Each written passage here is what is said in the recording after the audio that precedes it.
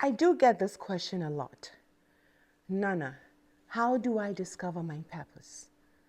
It's very important, and I am so happy that you have gotten to the place where you want to find out who you are. There is a need because you were made for a reason.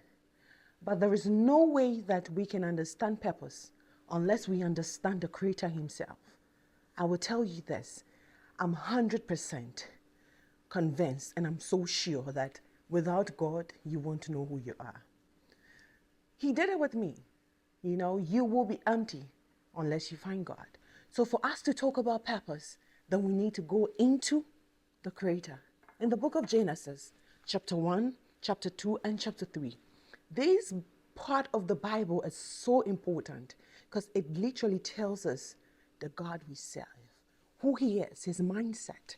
So in Genesis, when God started everything, before anything could start, we see that the earth was formless and it was in darkness. And that is where you are right now. You are in a state of darkness. That is why you are asking the question, who am I?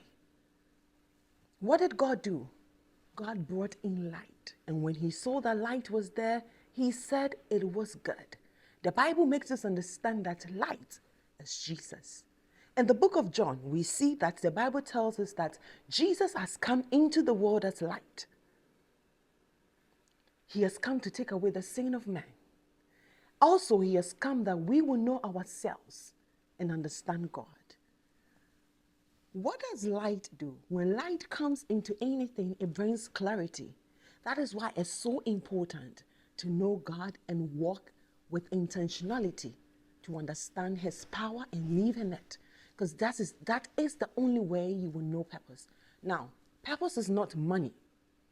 Purpose is that which has been placed in you that would create wealth.